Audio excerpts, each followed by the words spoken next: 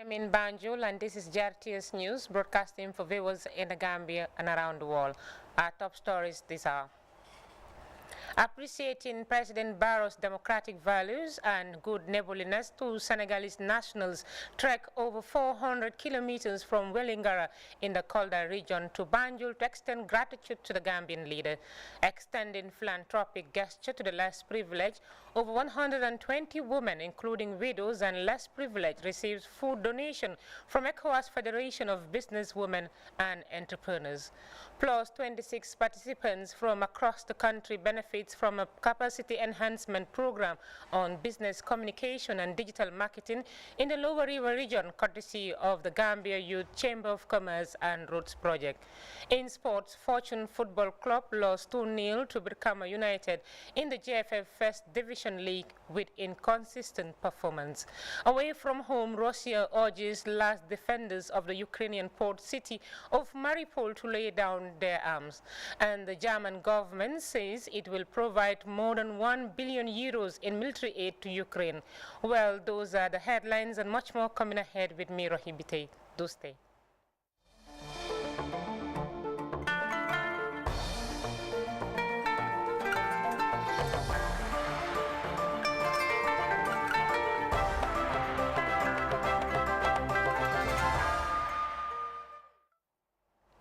It's great to have you here. We begin this bulletin with His Excellency President Adama Barrow, who on Saturday received an audience to Senegalese men who walked over 400 kilometers from Wellingara in the Kolda region to the Gambia to extend gratitude to the President, His Excellency Adama Barrow, for what they describe as his commitment to democracy, good governance, and neighborliness. They are the latest to embark on such journey after a young man from Bassi who also made similar journey earlier this year to congratulate His Excellency the President for his resounding victory in the December presidential elections. Mohamed Jallo has more on that.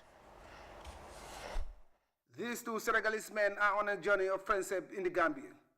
Samba Si and Pab Malik are from Vélingara in the Kolda region of Senegal and have walked 400 kilometers in 14 days to meet the President, His Excellency Adama Barrow.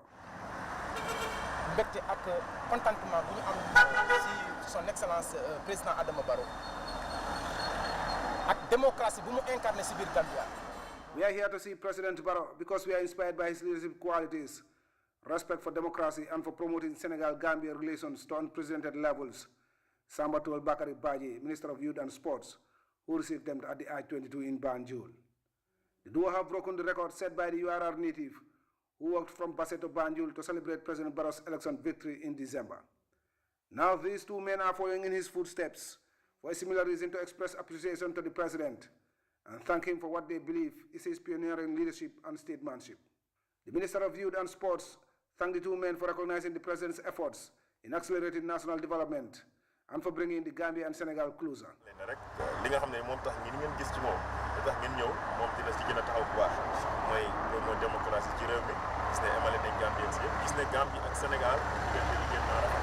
President Barrow is aware of and appreciates your sacrifice, and he will continue to uphold and pursue these values that inspired you to undertake this journey, the minister told Samba and Pap. The Gambia and Senegal are two countries with one people, united by a shared history, he added. He therefore thanked the men and reassured that the gesture will serve to further enhance relations between the two countries.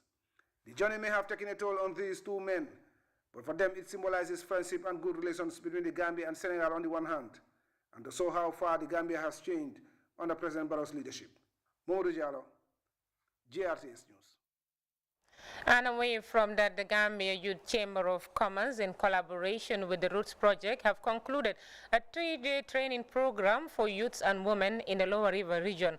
The capacity building program, which focused on business communication and digital marketing, was anchored on the theme strengthening resilience of businesses through digital marketing.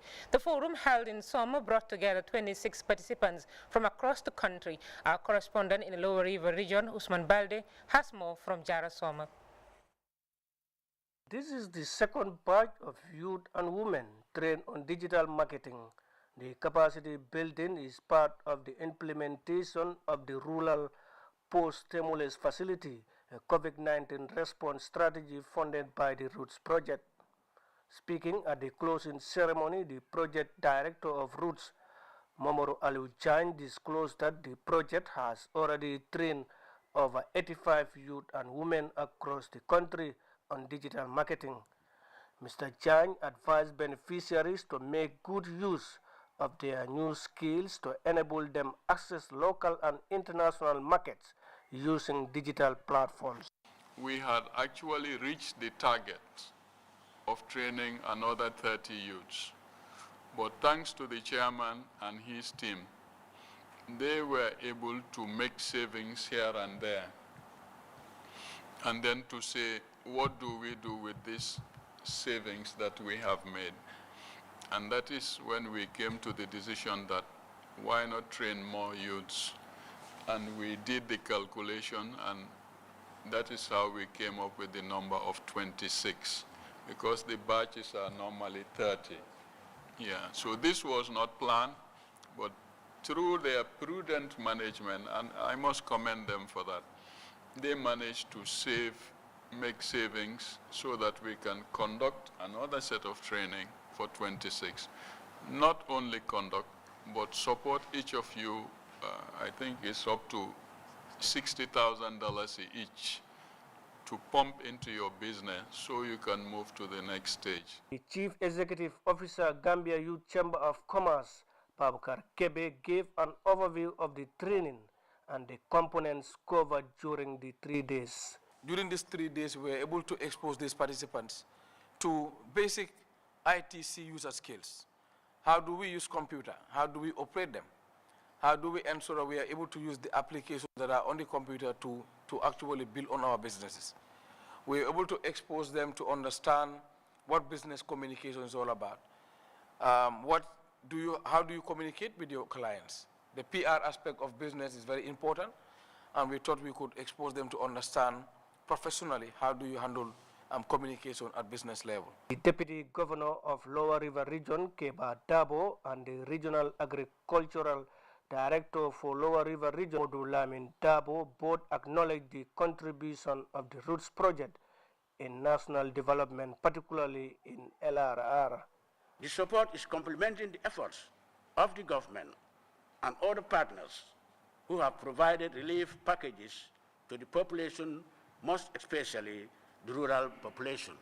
Can be used for their involvement and their concern for them to see Gambia having self-sufficiency in food production. Participants thanked the organizers for the initiative, saying such training will improve their livelihoods. She also called on projects and institutions to empower the youth and women for sustainable national development. We assure you that we are ready to apply the knowledge that we gain from this training in our various businesses. Participants were awarded certificates by the Gambia Youth Chamber of Commerce for successfully completing the 3 days training capacity building program, which is expected to enable them use digital marketing platforms without committing cyber crimes. Usman Balde, GRTS News. In another development, more than 100 widows, less privileged and single parents have received Ramadan gifts from ECOWAS Federation of Businesswomen and Entrepreneurs at a ceremony held at the organization headquarters in Kanifing. The gesture, according to the president of the association, is part of his office commitment to support its members and less privileged who cannot cater for their basic needs during the holy month of Ramadan. Here is an excerpt. Here today, once again, to distribute food items, rice, cooking oil, to our members who are widows, single parents, and the less privileged. As women and as the backbone of the society, it is our social responsibility to assist each other in need, especially during this holy month of Ramadan. Sometimes the smallest gesture can make a huge impact on someone. There are many ways we can show kindness to others, and it doesn't have to be a big way. The executive and myself work tirelessly towards this Ramadan gift. We are grateful to Allah, and we do hope we have the strength to continue to to do this noble gesture. What we are distributing today is not the end. We will continue until the end of Ramadan, God willing. I wish to thank immensely the executive, our families, friends, and institutions that contributed towards this noble gesture. Inshallah, we hope we'll be able to do more next year. I thank you all for your attention. The president of the Association of ECOWAS Federation of Businesswomen and Entrepreneurs there talking to GRTS. And moving on, an environmental organization called Clean Earth in partnership with UNICEF embarked on a cleansing exercise at the Banjul Beach. The exercise is in connection with commemorations ahead of this year's World Earth Day, which is annually observed on the 22nd of April. As Janke Ture reports from the island's beachside, Earth Day, also known as International Mother Earth Day, aims to raise awareness about the growing concerns of overpopulation, loss of biodiversity, and depleting quality of the environment. Details in this report. Earth Day, also known as International Mother Earth Day, is celebrated each year on April 22nd. The main aim is to raise awareness about the growing concerns of overpopulation, loss of biodiversity, and depleting environment. The young environmentalists are also cleaning the beach at the capital city Banjul. The objective of the exercise is to contribute their quota to ensuring clean and healthy environment for sustainable well-being. Fatou Jang is the founder of Clean Earth Gambia. In line up of Earth Day, in line up towards Earth Day, which is going to be celebrated on Friday, April 22, we have a lineup of activities, and we're starting with the bit cleanup here because obviously, as the team mentioned, invest in our planet. We feel it is very important for us as young people to continue to take the leadership in not only creating awareness but also ensuring that there is environmental sustainability in the Gambia, because obviously when you come to the Gambia we see certain environmental hazards which we feel are really not healthy for us as young people and also as a citizenry. So we feel we need to take the responsibility to not only engage in the cleanup activities but also, ensure that there is more sustainability in our environment. So that is why we're here today. Jeng also highlighted some of the activities put in place for this year's commemoration. For this year's Earth Day 2020 commemoration, organized by Clean Earth Gambia in partnership with UNICEF, we have the beach cleanup, obviously, which is today, and then we're going to be having video messages from young people across the country, sharing their concerns and their messages on environment and climate-related issues in the Gambia. And then we're going to have an intergenerational panel discussion between the government, young people, and other stakeholders to discuss the present environmental needs in the Gambia. More than 100 youths turn out in their large numbers to partake in this exercise. The move is applauded by UNICEF officials who call for proactive climate actions. In 2020, we ran a poll looking at young people's concerns about climate change issues, and 48% of the respondents highlighted that they were concerned about floods and rains as the biggest concern. But also in the same poll, 50% said that they have noticed that the productivity of the soil has gone down, and that's a huge concern that young people are mentioning. Then it requires our attention, but also requires us to step forward and step up to address the issues that they're highlighting. So the fact that young people are coming out in their large numbers to do a beach cleanup is not only that they're interested in cleaning the beach, but they're also interested in environmental issues. For volunteers like Dauda Cham, such exercises will improve the coastal and ozone ecosystem. This is not, in fact, just going to help us, the human beings, but it's really going to help the marine ecosystem. As we all know, fish live in these oceans, and then if the beach is not clean, some of the things that we throw in the source here actually gets into the waters and kill most of our marine life. As an activity marking World Earth Day, this year's commemoration is centered on the theme, Invest in Our Planet, a call to preserve and protect our health, families and livelihoods. Janke Ture, GRTS News. Time now to take our first break. Sports news is next. Do stay with us.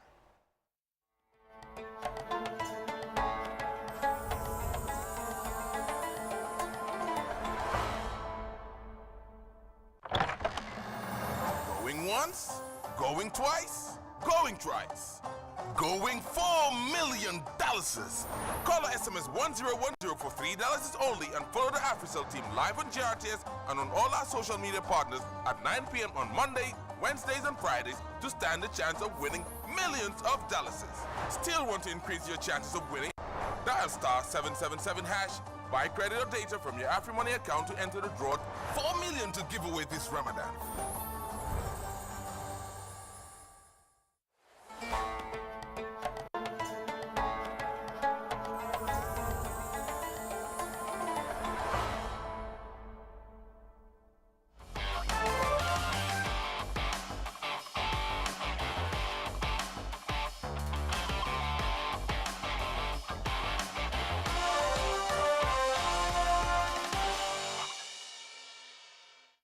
Welcome back. The defending champions, Fortune Football Club, continue to struggle in the Gambia Football Federation First Division League with inconsistent performance as they lost 2-0 to Birkama United in week 15 of the league. Famara Baji witnessed the night kickoff at the Independence Stadium in Bakau. Fortune has not been fortunate yet this season, as they only secured 18 points after 15 games in the first round of the league. A completely dissimilar campaign from last season, the defending champions are yet to find a rhythm that saw them won the league remarkably in 2021. In this week 15 fixture against Birkama United, there was little in the way of excitement as the two sides played a boring football full of stoppage and misplaced passes. From the break, Fortune tried to inject life into the game when Ibrahima Sohna headed home from Ibu Sanyan's cross. But the goal was ruled offside. Fortune then led a temporary siege within the goal area of Birkama United, but all their threats were thwarted by Birkama United custodian. Having survived those scars, Birkama United hit on a counter-attack and Ibrahima Sori Bangura wins a penalty for them from this challenge. The tall lanky forward converted the spot kick himself to put Birkama in front.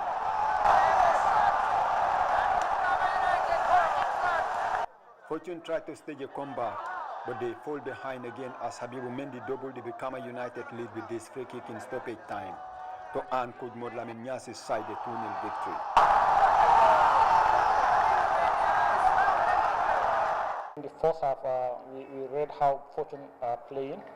I know they won't allow us to play. They put on high pressing, which is very difficult for our midfield to initiate attacks and then create spaces. So that's what we discussed in the second half. I told them you have to keep the ball and then you play 1-2, and then you try to move out. They are champions, even though they are having struggling in the league, but definitely they have a side. So we have to respect them with that, and then we know very well that we're going to play a tough game.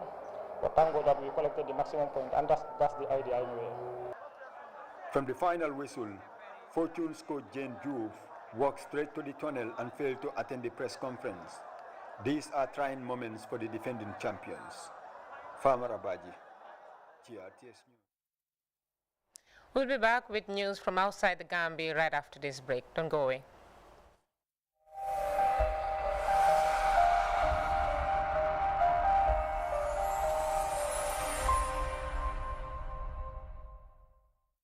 Welcome back. Well, Russia has urged the last defenders of the Ukrainian port city of Mariupol to lay down their arms. They gave a deadline early on Sunday morning. Small groups of fighters have been holding out in a steel plant in the city. Elsewhere, Russia launched missiles into the capital Kyiv and stepped up sailing attacks against the city of Kharkiv. We have more in this report by DWTV. Russian rockets falling on Kharkiv. It's the latest strike to hit the city in a deadly week, with many civilians among the dead and injured. This time, at least 2 people were killed, with over a dozen more wounded. Ukrainian officials fear the bombardment is just a prelude to a new assault on the strategically important city, just 40 kilometers from the Russian border.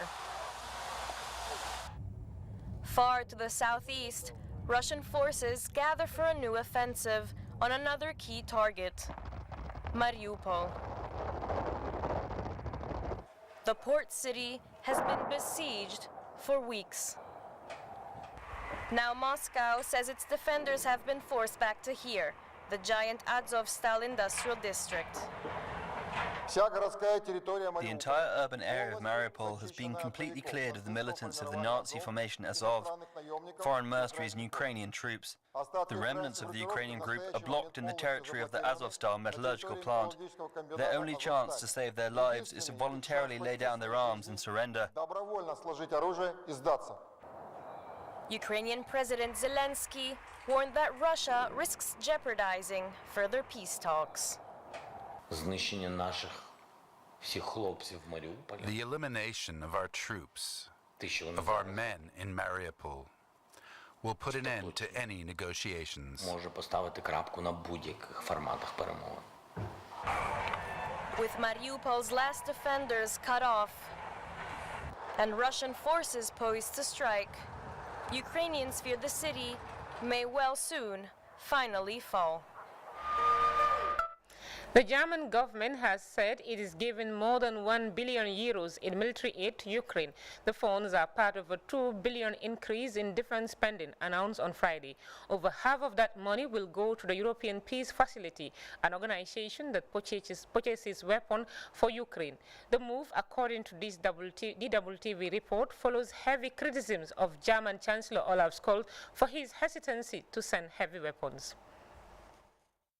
Also within the government, there was a delegation that met with Ukrainian officials saying that what Ukraine needs now are heavy weapons, and even Foreign Minister Annalena Baerbock during a recent meeting in Luxembourg also said that heavy weapons are needed, also implying that Germany should also give them, but German Chancellor Olaf Scholz has said that Germany has supported, will support, and also will further support Ukraine, but has not specifically mentioned weapons. Defense Minister Christine Lambrecht said that that has one reason, that the enemy is also listening, and that if Germany is going to supply these weapons, they will not talk about it. It definitely has a huge impact. You just mentioned this was a movement that was really big in the 1960s, 1980s, calling for disarmament, especially also nuclear disarmament, but that has changed and that has shifted. But when we look at this protest right behind me, there's been criticism because they say that one of the reasons that this war occurred is also due to the NATO expansion. So for them, this stance of being peaceful and not sending weapons and being against the special fund for the Bundeswehr has earned criticism not only by organizers that are organizing an alternative peace protest here in Berlin with Syrian and also with Ukrainian activists calling for weapons, saying that you can also be a pacifist and call for the end while also supplying and pledging to supply these weapons for Ukraine. And this criticism has also been from within the government. We had Vice Chancellor Robert Habeck saying that these protests should be, the criticism of this protest should be pointed towards Vladimir Putin and the war. So we're seeing an incredible, a very interesting shift in German politics, not only when it comes to supplying this weapon, but also on this discourse, on this discussion, what it means to be a pacifist. And if just standing by from the sidelines and seeing how Russia continues to attack Ukraine will be enough to get peace again, with many saying that if you actually want peace and you actually want to support Ukraine, they need more than just solidarity on social media. They need either this oil and gas embargo that I mentioned earlier, or delivery of heavy weapons that Ukrainian President Volodymyr Zelensky has repeatedly asked for. Criticism is mounting. Well, that's it for now, but a quick look at our top stories once again. Appreciating President Barrow's democratic values and good neighborliness, two Senegalese nationals have trekked over 400 kilometers from Wellingara in the Kolda region to Banjul to extend gratitude to the Gambian leader. Extending philanthropic gestures to the less privileged, over 120 women, including widows, have received food donation from ECOWAS Federation of Businesswomen and Entrepreneurs. Plus, 26 participants from across the country have benefited from a capacity enhancement program on business communication and digital marketing in the Lower River region, courtesy of the Gambia Youth Chamber of Commerce and Roots Project. In sports, Fortune Football Club has lost 2-0 to Brikama United in the GFF First Division League with inconsistent performance. And away from home, Russia has urged two last defenders of the Ukrainian port city of Mariupol to lay down their arms. And the German government has said that it will provide more than 1 billion euros in military aid to Ukraine. That's it for the news this hour. Thanks for the pleasure of your company, and do stay with us and enjoy the rest of our programs. We will be back again at 2200 hours for more news.